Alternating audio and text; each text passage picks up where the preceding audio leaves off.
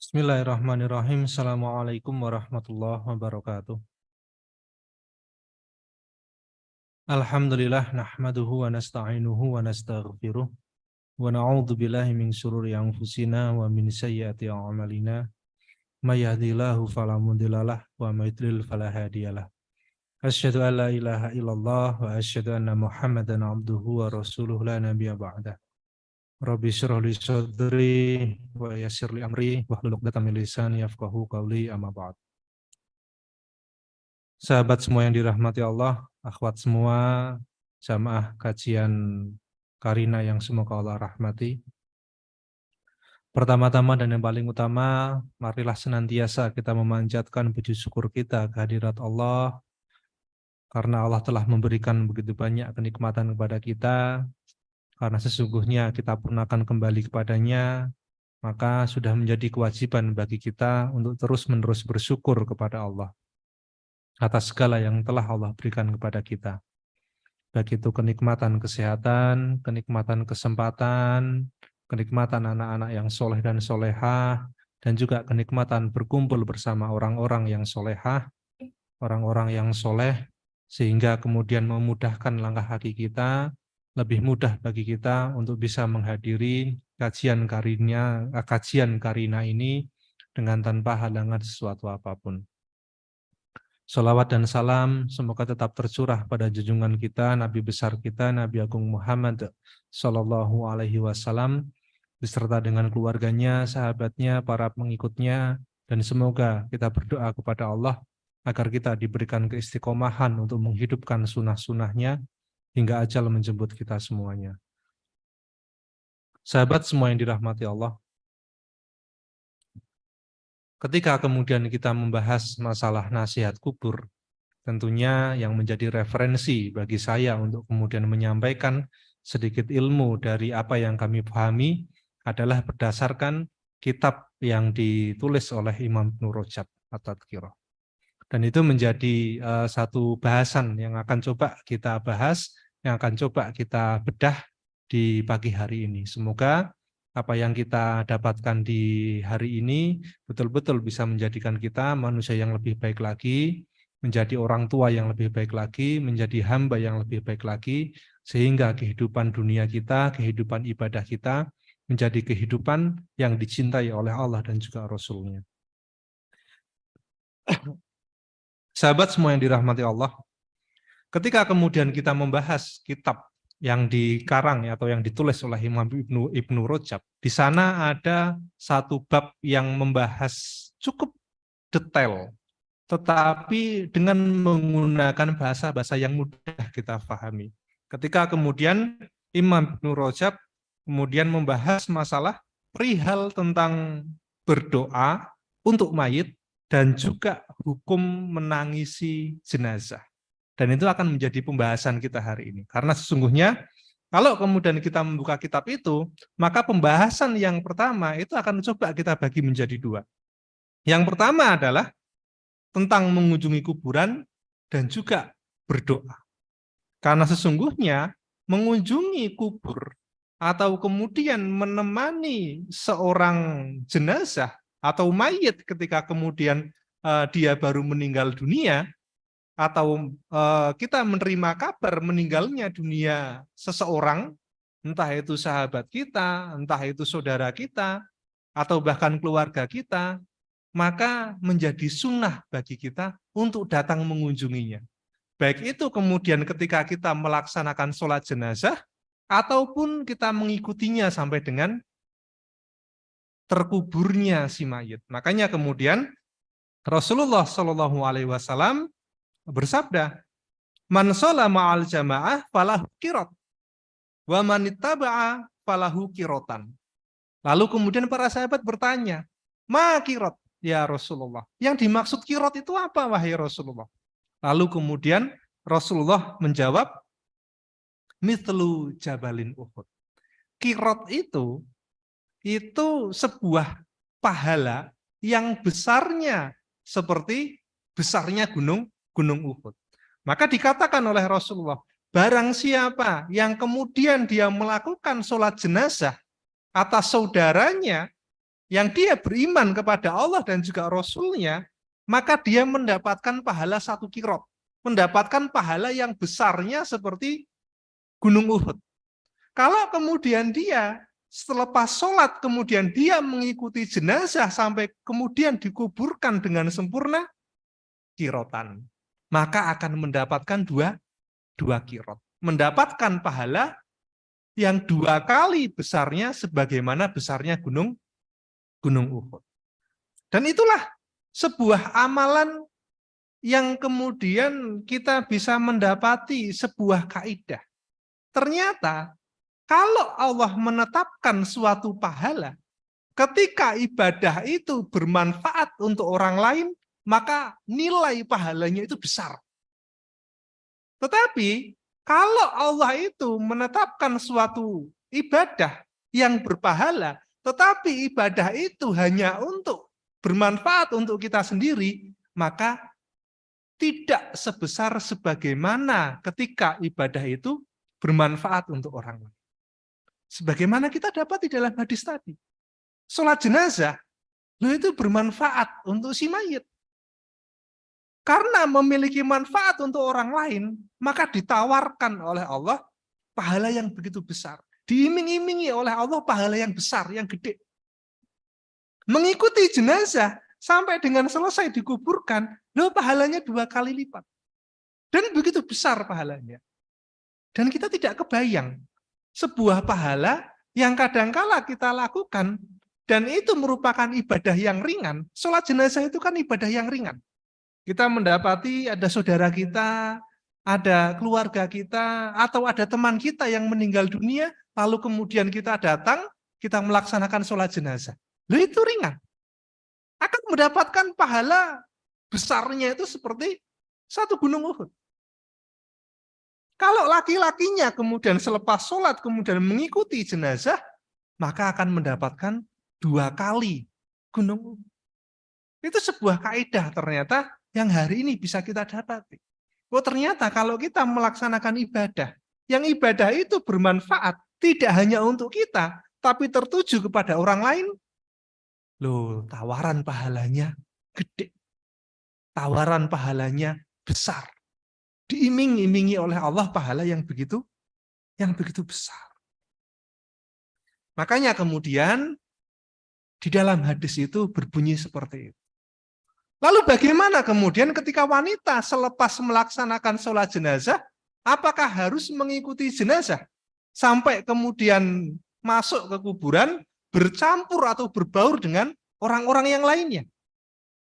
Bagi wanita, mengikuti jenazah, masuk ke kuburan, kemudian nonton atau kemudian mengikuti prosesi pemakamannya, maka itu hukumnya makruh.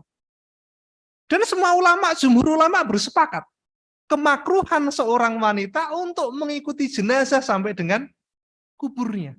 Karena nggak boleh. Karena banyak sekali madorot yang akan timbul ketika seorang wanita itu masuk ke dalam kuburan mengikuti prosesi pemakaman. Baik itu keluarganya, saudaranya, atau bahkan temannya. Maka kekhawatiran ketika kemudian wanita itu mengikuti sampai dengan kuburan, maka yang dikhawatirkan adalah akan terjadinya ikhtilat. Tahu nggih ikhtilat nggih? Ikhtilat itu bercampurnya, membaurnya antara laki-laki dan juga perempuan di dalam satu tempat, tidak ada hijab yang menutupi. Laki-laki dengan bebas memandang wanita, wanita dengan bebas memandang laki-laki. Makanya kemudian dimakruhkan di dalam syariat. Dan kita mendapati fenomena hari ini, kalau ada orang yang meninggal dunia, berbondong-bondong wanita-wanita itu masuk ke dalam kuburan, ikut melihat prosesinya. Padahal itu hukumnya makruh. Nggak boleh. Makruh itu apa? Makruh itu apa? Dalam dilaksanakan pripun? Pripun, Bu? Ditinggalkan lebih baik. Itu samarohnya. Sebenarnya itu tamarrohnya. Kalau kita buka dalam kitab usul fikih, yang dimaksud dengan makruh itu manaha syari'. Segala sesuatu yang dilarang oleh syariat, oleh Allah dan juga Rasulnya itu makruh. Ma'ala wajah, ma'ala, saya lupa. Tapi yang jelas depannya manaha bihi syari'. Segala sesuatu yang dilarang oleh syariat itu hukumnya makruh. Tapi ada kata lanjutannya. Tetapi tidak dilarang secara wajib. Itu adalah makruh. Tetapi dilarang oleh Rasulullah dan juga Allah. Itu kata-kata makruh. Karena selama ini kita mendapati, kalau makruh itu, kalau dikerjakan tidak berdosa, tetapi kalau ditinggalkan mendapat pahala. Padahal itu samarohnya. Itu adalah hasilnya. Pengertiannya adalah tetap makruh itu adalah segala sesuatu yang dilarang oleh syari'. Syari' itu siapa? Syari' itu adalah Allah dan juga Rasulnya. Ma'ala wajhil ilzam. Tetapi pelarangannya itu tidak sampai pada keharusan. Tetapi tetap ya, kata kuncinya adalah dilarang. Itu adalah suatu perbuatan yang makruh.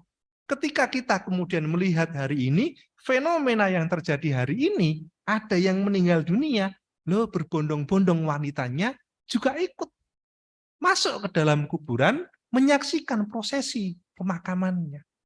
Padahal itu dihukumi makruh.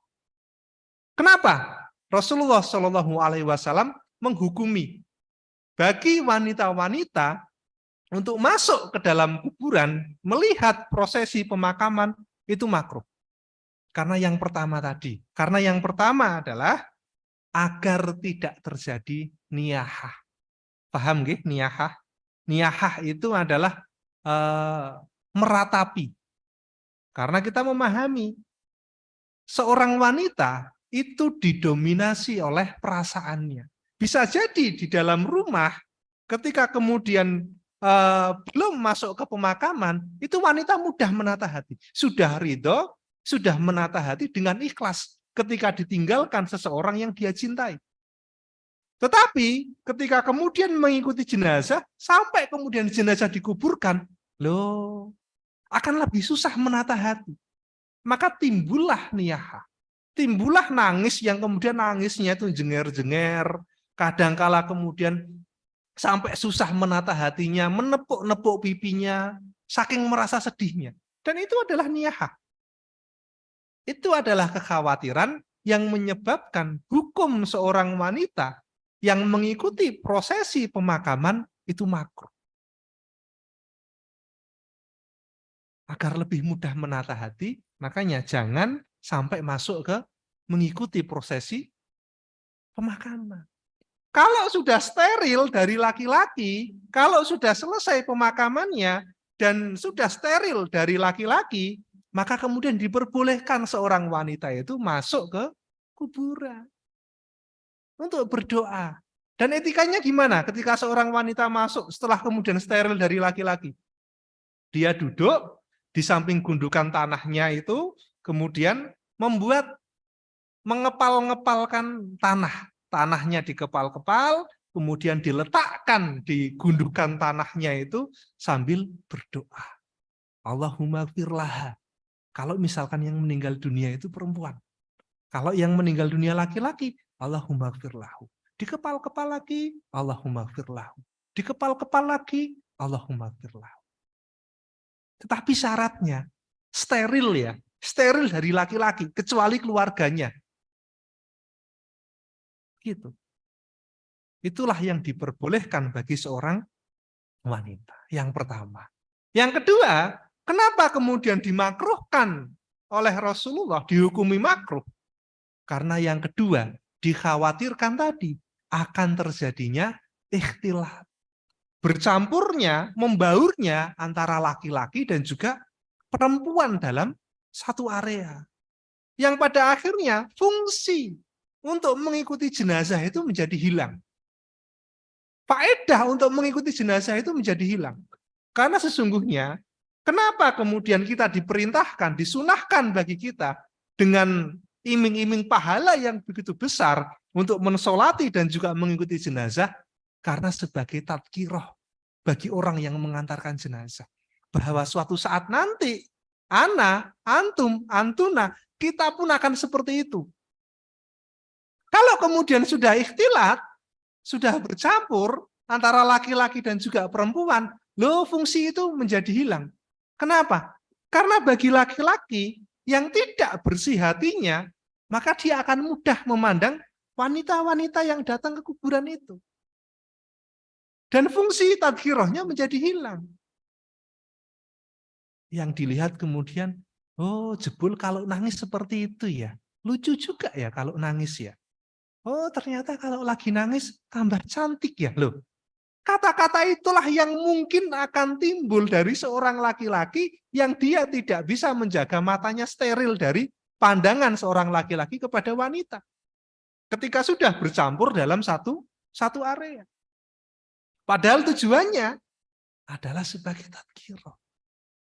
Tujuannya salah satunya sebagai pangeling, sebagai pengingat bagi kita. Bahwasanya suatu saat nanti, kita pun akan meninggal dunia. Makanya itulah yang tidak diperbolehkan. Bahkan kalau kemudian kita mengikuti jenazah bagi laki-laki, itu kan nggak boleh bertakbir, nggak boleh bertahmid, bahkan membaca Al-Quran pun nggak boleh. Harus diam. Bahkan kalau ada temennya itu berbicara, ngobrol, maka diperintahkan untuk diam. Diam. Karena untuk berpikir bagi kita. Makanya kemudian posisi paling baik bagi seorang laki-laki ketika mengikuti jenazah itu bukan di samping kanan, bukan di samping kiri, bukan di depan, tapi di belakang. Supaya apa? Supaya mata dan hatinya tertuju pada jenazah itu. Bagi wanita, kalaupun mengikuti, boleh mengikuti tapi kemudian menggunakan mobil yang tertutup. Masuk ke kuburan, nanti dulu, sabar. Tapi saya kan pengen mengikuti prosesi pemakamannya. Itu saudara saya, itu keluarga saya. Cukup diwakili oleh laki-laki. Kalau sudah selesai, barulah kemudian bagi para wanitanya diperbolehkan untuk masuk ke kuburan. Tapi prosesinya sudah selesai. Dan fenomena hari ini kita mendapati nggak seperti itu. Beberapa bulan yang lalu, saya pun mengikuti sebuah prosesi pemakaman dari tetangga saya. Itu juga sama.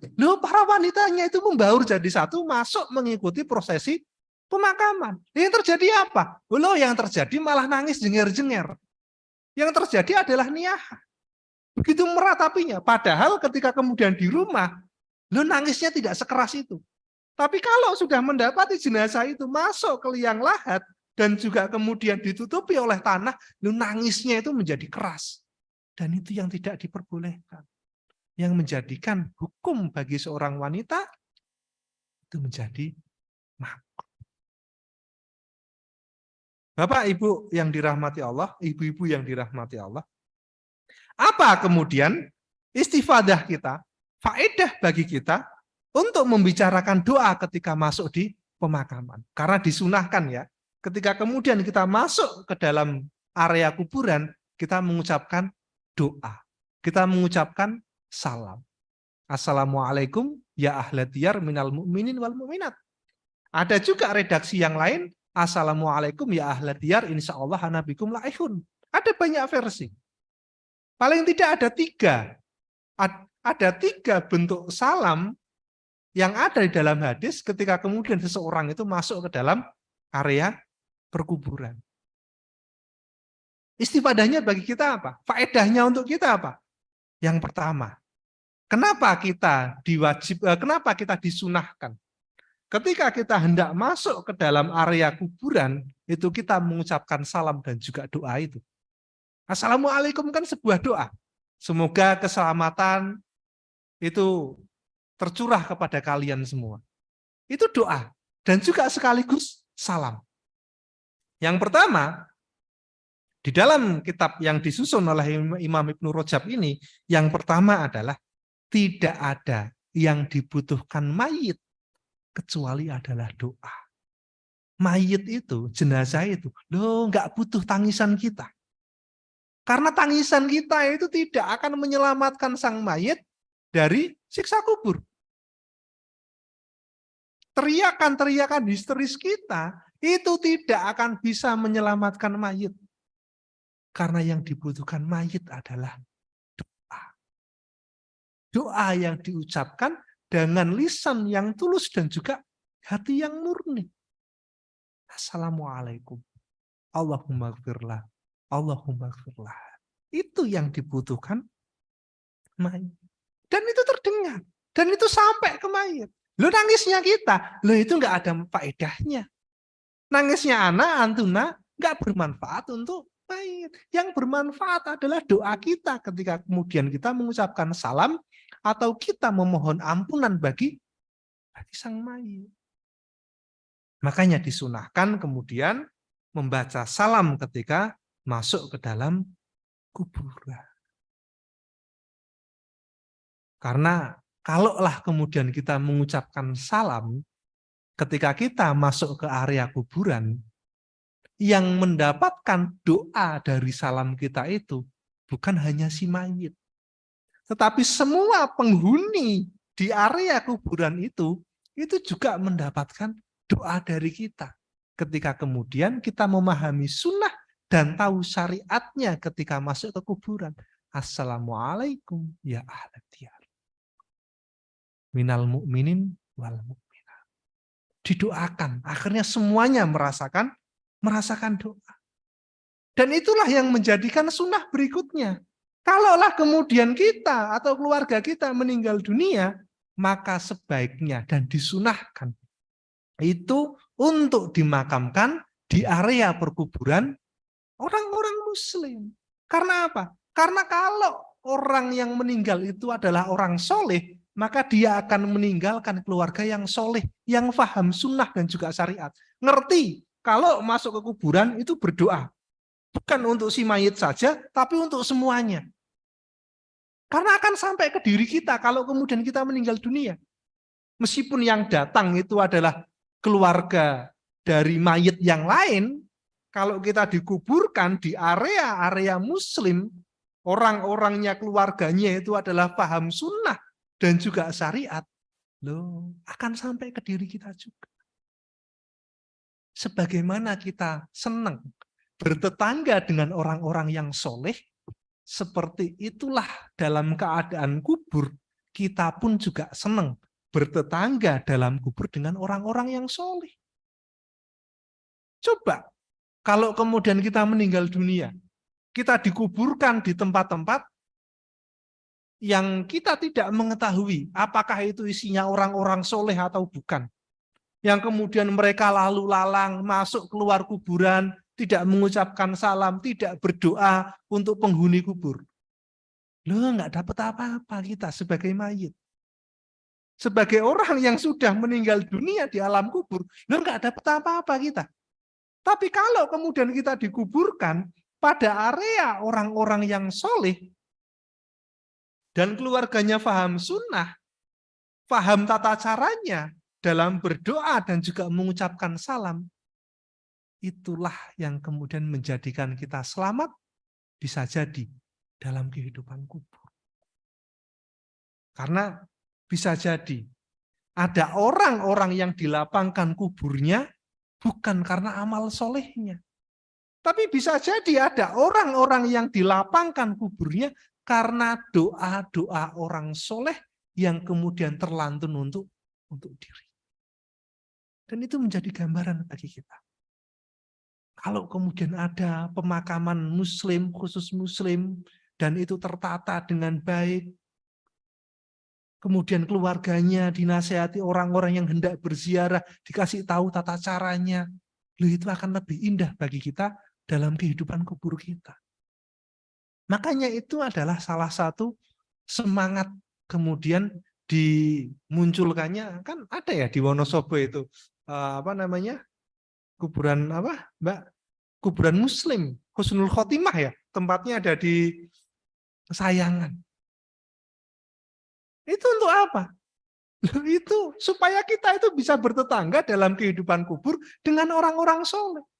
Makanya bagus itu dan harus didukung. Kalau ada orang yang mau wakaf kuburan khusus muslim, dan kemudian di sana diberikan tata caranya, ada orang yang menjaganya dengan baik, loh itu akan lebih enak, itu akan lebih nikmat, dan akan lebih memberikan manfaat bagi orang yang ada di dalam kubur itu yang sudah meninggal dunia. Maka jangan dipikir orang yang sudah meninggal dunia itu koneksinya itu sudah terputus dengan orang yang hidup. Loh, masih ada koneksinya. Masih ada koneksinya. Ada sebuah kisah menarik, ibu-ibu yang dirahmati Allah. Di dalam sebuah kitab yang dikarang oleh Imam Qurtubi. Imam Qurtubi itu suatu ketika dalam kitab itu menceritakan sebuah kisah. Ada seorang wanita yang meninggal dunia.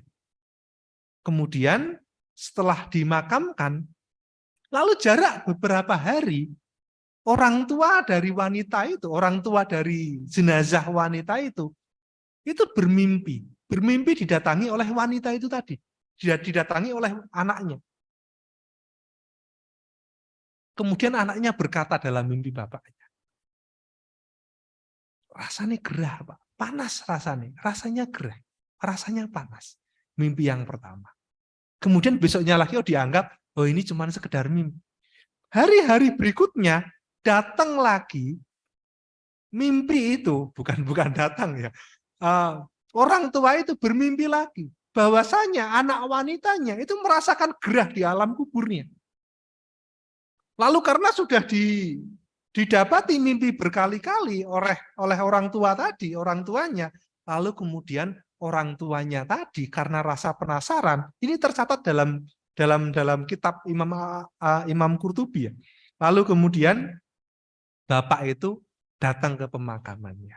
Ada orang yang menjaga makam atau yang merawat makamnya itu. Ditanya, ini sebelahnya kuburannya siapa? Ini sebelahnya kuburannya siapa? Ini sebelahnya lagi kuburannya siapa?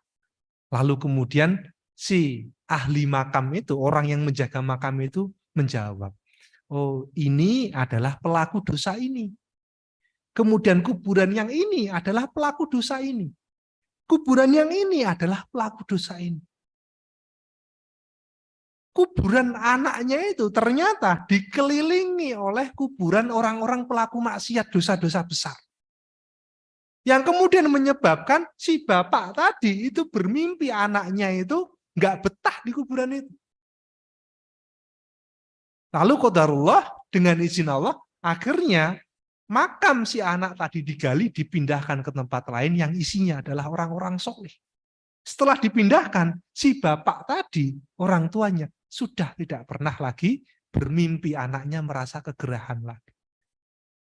Ternyata dari situ kita mendapati, loh, kalau kita bertetangga dalam kehidupan dunia dengan orang-orang yang soleh dan taat beribadah, kita merasa tentrem hatinya. Begitu juga dalam kubur.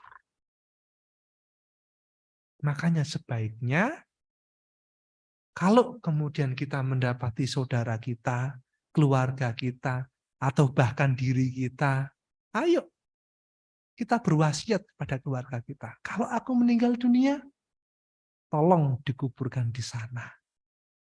Yang isinya adalah orang-orang yang soleh. Setiap ada orang yang ziarah, mengucapkan salam, Assalamualaikum ya ahlad diyar. Keselamatan, semoga keselamatan tercurah kepada kalian, wahai penghuni kubur. Semuanya yang dapat. Bukan cuma si mayit.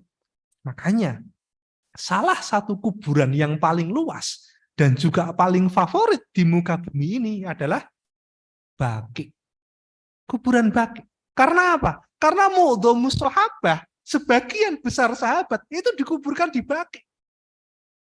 Dan itu menjadi kuburan yang paling luas hari ini. Letaknya di mana? Di Madinah. Dan bahkan sampai hari ini itu dibuat peraturan untuk membatasi orang-orang yang ingin menguburkan keluarganya atau bahkan dirinya sendiri di Baqi. Itu dibuat peraturan. Kalau mau dikuburkan di Baqi, itu harus membayar 1 meternya 500.000 rial. Loh, kebayang. 1 meter itu 500.000 rial.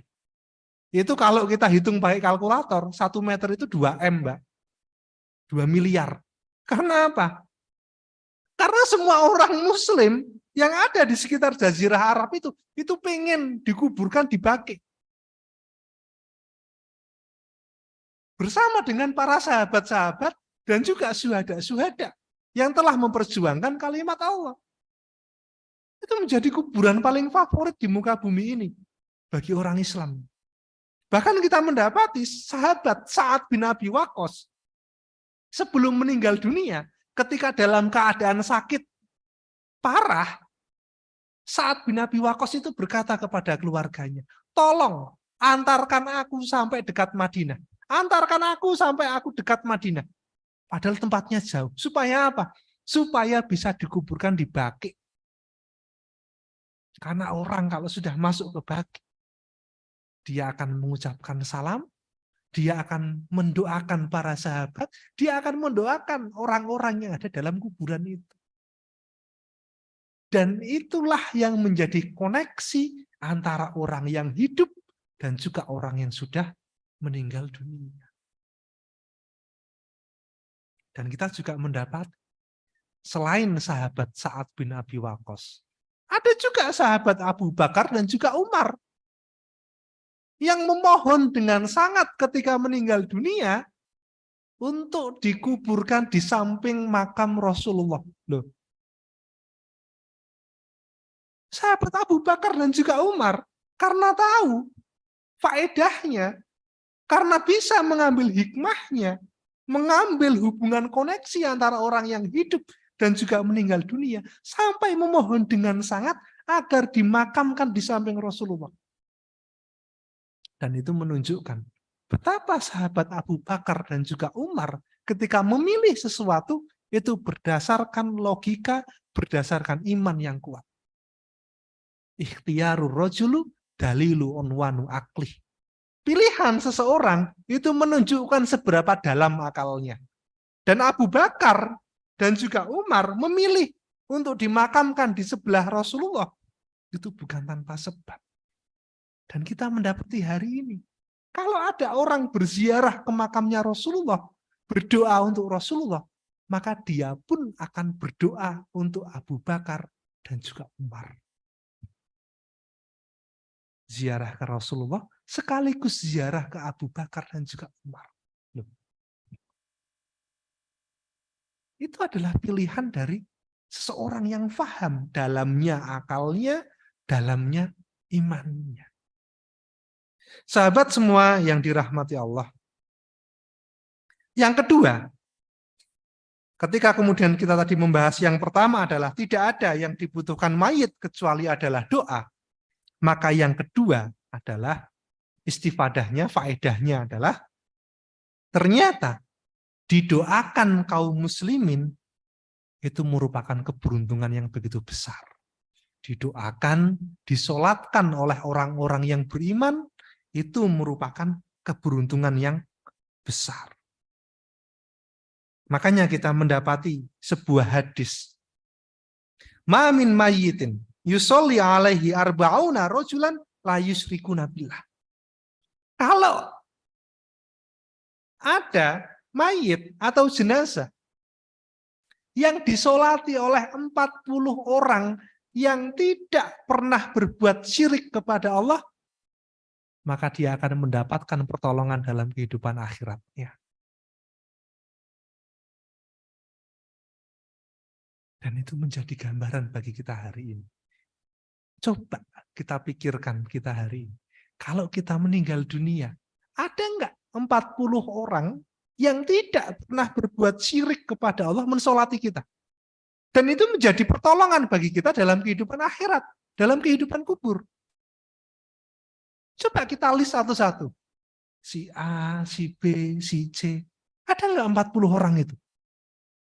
Jangan-jangan kita hari ini berkenalan dengan orang, menjadikan seseorang itu teman kita, sahabat kita, itu hanya sekedar berdasarkan hobi.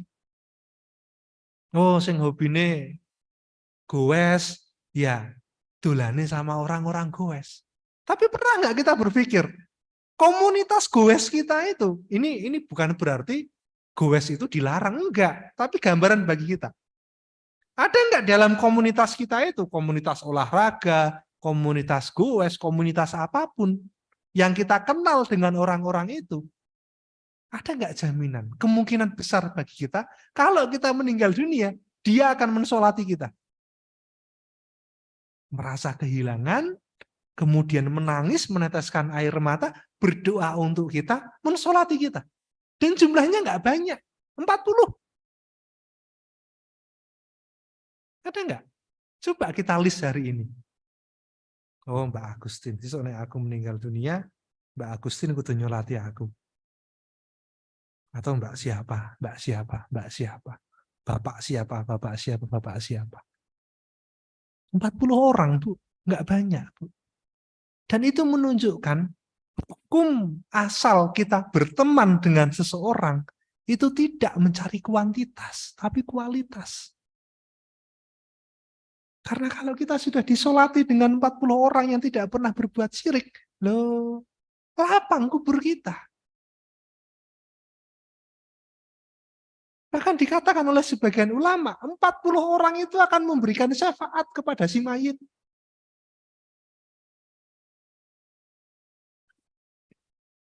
Makanya kalau orang dikatakan oleh Rasulullah, orang yang cerdas itu adalah orang yang mengkaitkan segala perilakunya itu dengan kehidupan akhirat. Kita berteman, kemudian kita kaitkan dengan kehidupan akhirat. Iki iso nolong aku dalam kehidupan akhirat. Kita masak, masaknya kita, itu kemudian kita kaitkan dengan kehidupan akhirat. Yang kita masak itu halal atau haram, prosesnya bagaimana.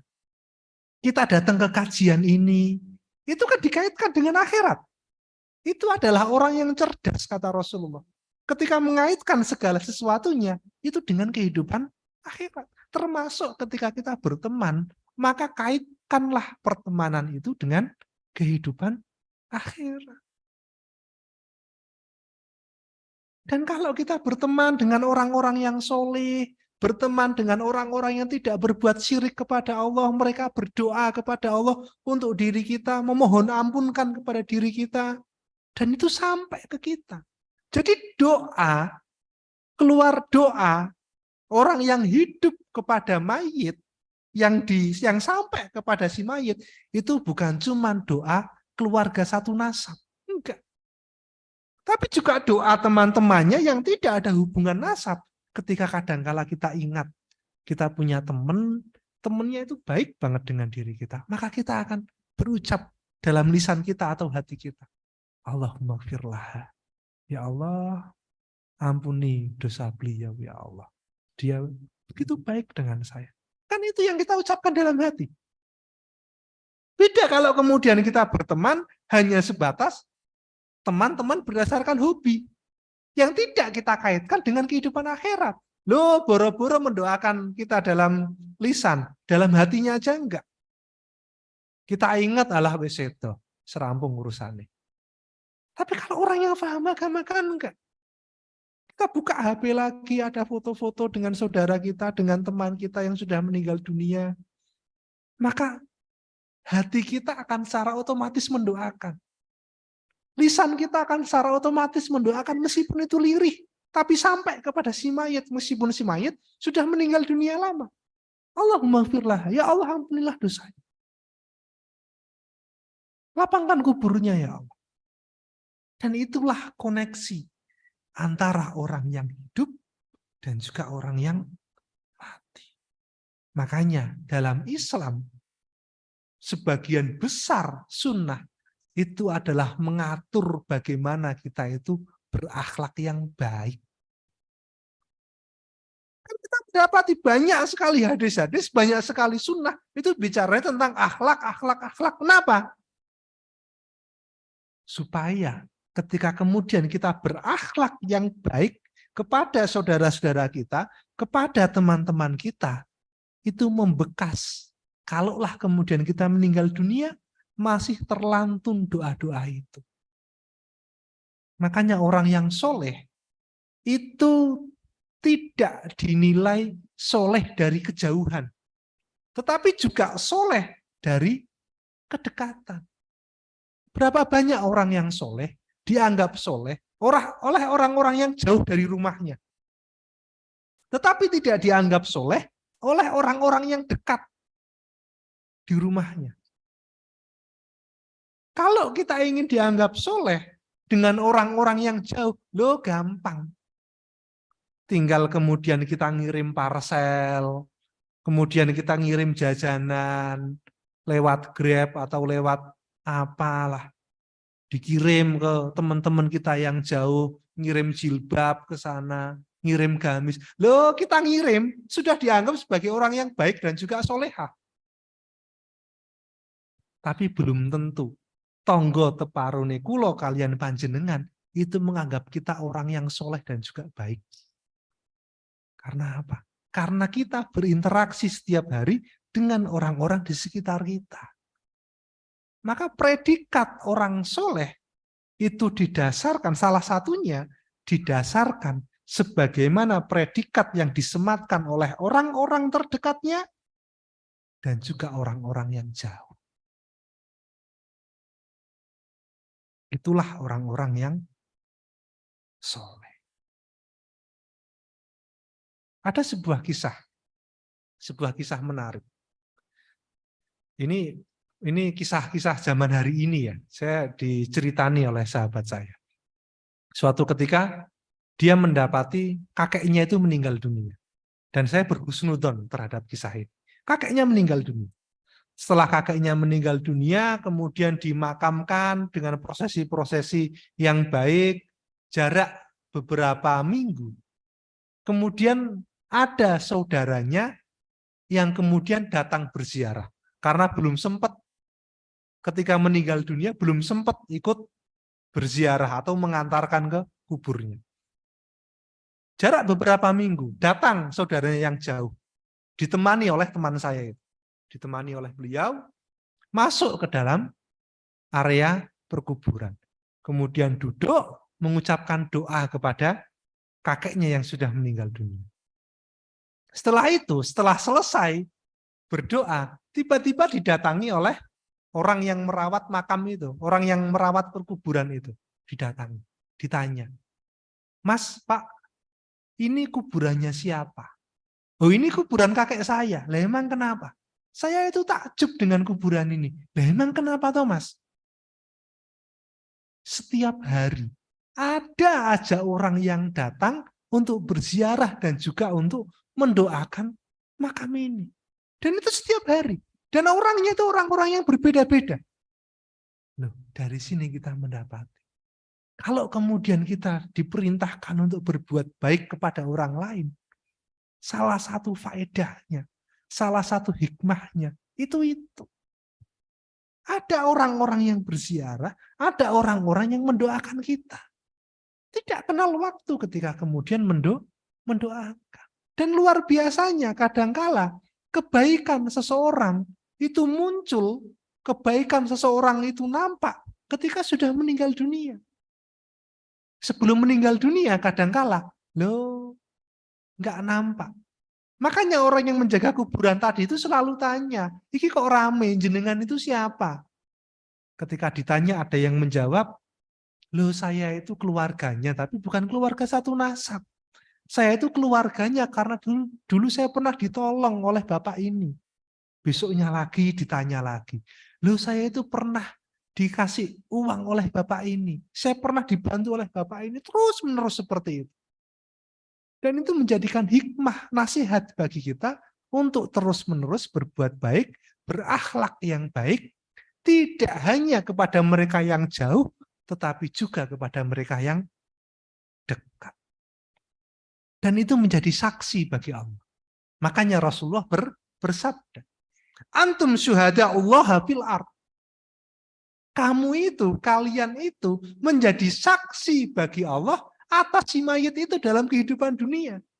Kalau orang itu baik, bisa dilihat bisa ditanyakan kepada orang-orang yang hidup tadi. Kalau si mayat itu buruk, bisa ditanyakan bagaimana orang-orang yang hidup itu memberikan predikat kepada si mayat. Itulah koneksi yang tidak terputus antara orang yang hidup dan juga orang yang mati. Ketika kita membahas nasihat kubur dari kitab Imam Ibnu Rajab At-Tadhkirah. Dan itu terkoneksi. Makanya kita diperintahkan untuk bersabar. Makanya kita diperintahkan untuk ikhlas. Makanya kemudian ketika kita masak, maka diperintahkan untuk memperbanyak kuahnya. Idza tabakhta fa'akthir marakoh. Kalau kemudian engkau masak, perbanyak kuahnya. Supaya apa? Supaya bisa dibagikan ke tetangga-tetangga.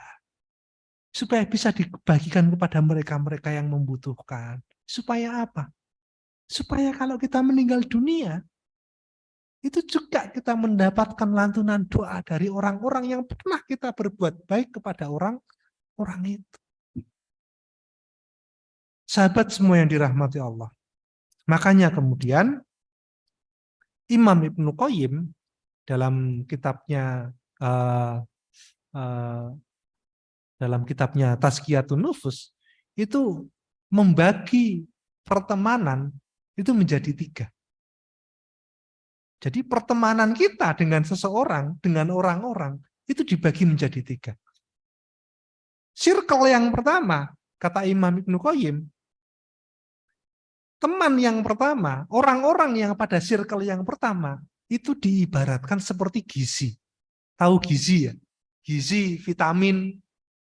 Itu circle yang pertama. Karena apa? Karena dari orang-orang itulah kita akan mendapatkan antibodi dalam hal ibadah. Yang akan terus-menerus memberikan gizi kepada kita. Kadangkala kita nggak pernah ikut kajian.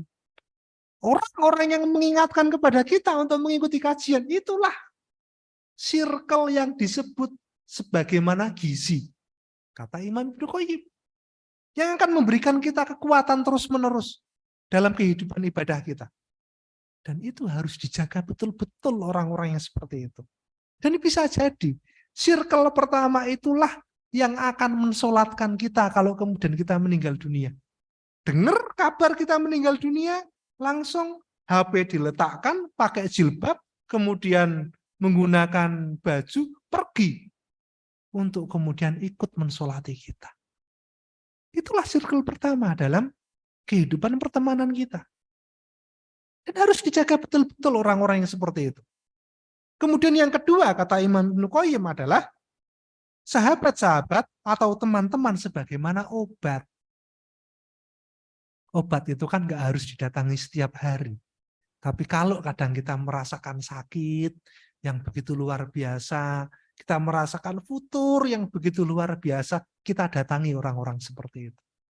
Itulah orang-orang yang dikatakan oleh Imam Ibnu Qayyim sebagaimana obat. Harus dijaga? Iya, harus dijaga.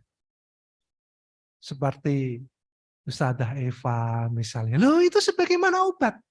Kadang-kala kita merasakan rasa sakit yang luar biasa, merasakan futur yang luar biasa, kita datang meminta nasihat kepada Ustadzah Eva. Loh, itu pertemanan sebagaimana obat. Kadang-kala kita riku kalau mau datang setiap hari, ya memang karena kita riku. Makanya kemudian kita jadikan sebagaimana obat. Maka pada circle yang ketiga adalah pertemanan sebagaimana racun. Dan kita sering mendapati itu. Kan kita sering mendapati, nggih. Wong kita mau ikut ke kajian malah digembosi. Ora usah melu kajian, melu Zoom wae ora apa-apa, pada baik kok. Padahal kita pengen berangkat misalnya seperti itu. Karena lebih utama kemudian ketika kemudian kita duduk di dalam majelis ilmu. Bukan majelis Zoomiyah. Tapi ya nggak apa-apa, meskipun itu juga baik. Kadangkala ada saudara kita yang nggak mampu hadir. Tapi kalau mampu, ya hadiri. Makanya kita mendapati ada teman-teman kita yang kemudian dikategorikan sebagaimana racun. Bukan menguatkan iman kita, bukan menguatkan ibadah kita, justru malah kemudian gembosi. Wis ora usah aktif lah neng NA lah. Apa kan wis ana Mbak Kae, wis ana Mbak Kae. Awakmu ora usah aktif-aktif, wis biasa wae lah. Misalnya seperti itu. Atau mau mengadakan acara sosial apa, wis ora usah lah. Wis ben Mbak Kae wae. Ketuane wis cukup kok. Ora usah melu-melu lah misalnya seperti itu. Loh, hati-hati. Itulah teman-teman sebagaimana racun. Dan kalau kita meninggal dunia, apakah kemudian pertanyaannya, apakah kemudian dia akan meletakkan HP dan kemudian bergegas untuk mengikuti sholat jenazah untuk diri kita? Loh, patut dipertanyakan. Itulah pembagian pertemanan, pembagian persahabatan sebagaimana yang disampaikan oleh Imam Ibnu Qayyim. Makanya penting bagi kita memahami kalau kemudian kita ingin masuk ke area kuburan, jangan lupa mengucapkan doa dan juga salam. Dan salam ketika kemudian kita masuk ke area perkuburan, itu bukan salam yang kemudian kita harapkan untuk dijawab. Nggih mboten. Assalamualaikum ya ahla diyar. Ki piye sih wong aku wis ngucapkan salam kok ora ono sing jawab. Ora sopan niki penghuni kuburnya. Kan anekdotnya seperti itu ya. Karena salam, hakikatnya salam itu adalah istaujab. Salam itu untuk dijawab. Makanya salam kita kepada penghuni kubur itu juga akan dijawab oleh mereka. Tetapi karena telinga kita, pendengaran kita dibatasi oleh Allah, loh bisa jadi kita nggak dengar. Kalau ada yang jawab panjenengan dengar, loh lari terbirit-birit jenengan malah. Makanya pendengaran kita itu dibatasi karena apa? Karena agama Islam itu bukan agama akal. Agama Islam itu adalah agama iman. Kadangkala sesuatu tidak bisa kita akali, tidak bisa kita logikakan, maka yang didahulukan adalah iman. Dan dalam Islam, itu mendahulukan iman sebelum akal. Maka kalau untuk menjawab, ada orang-orang ateis misalnya yang berkata, loh hidup itu cuma sekali. Loh dalilnya gampang kalau kita mau berdebat. Dalilnya apa? Loh kita aja disunahkan salam untuk masuk ke kuburan kok. Dan salam itu sifatnya istaujab. Dijawab. Assalamualaikum ya ahla diyar. Kenapa kita harus mengucapkan salam? Disunahkan mengucapkan salam. Karena selain untuk berdoa, itu hakikatnya salam itu adalah istaujab tadi. Dijawab. Makanya untuk mengalahkan mereka, orang-orang yang selalu menggunakan logika di dalam memahami agama, itu lebih mudah. Apalagi orang-orang yang berusaha mendiskreditkan Islam dengan menggunakan logika. Ada sebuah acara yang menarik beberapa tahun yang lalu ketika kemudian saya melihat di acara televisi ada sebuah seminar Islam yang kemudian diisi oleh seorang guru besar yang menjelaskan perkara-perkara agama, perkara-perkara Al-Quran ketika itu, ada yang bertanya. Dan pertanyaannya menarik. Saya sendiri belum bisa menjawabnya. Nggak tahu ya kalau Antuna. Jadi pertanyaannya gini. Ya Syekh, wahai guru besar, saya mau bertanya. Bukankah sebagaimana yang kita ketahui, bahwasanya Al-Quran itu menjawab semua pertanyaan? Nah, pertanyaannya menarik. Lalu kemudian sang guru besar itu menjawab, ya, Al-Quran itu bisa menjawab semua pertanyaan-pertanyaan atau segala urusan. Tibyanan ala kulli syai. Menjawab semua persoalan. Lalu kemudian si laki-laki yang bertanya itu kemudian mungkin ngerosok, nah aku bakal menang. Ya sudah. Ya sudah, saya mau tanya, wahai guru besar, wahai profesor. Apa pertanyaanmu? Kalaulah kemudian Al-Quran bisa menjawab semua persoalan-persoalan dan juga pertanyaan-pertanyaan dalam kehidupan, coba jawab pertanyaan saya dengan menggunakan Al-Quran. Bagaimana cara membuat pizza yang paling enak? panjenengan akan jawab pripun? Ada nggak dalam Al-Quran? Bukankah Al-Quran bisa menjawab semua persoalan-persoalan hidup? Lalu sekarang ada orang yang tanya, bagaimana cara membuat pizza yang paling enak? Bagaimana cara membuat bakso yang paling enak, Jal? Mbak. Lalu kalau kita yang diberi pertanyaan itu, kita akan menjawab, oh iya ya, benar juga ya. Berarti Al-Quran tidak bisa menjawab semua pertanyaan-pertanyaan hidup.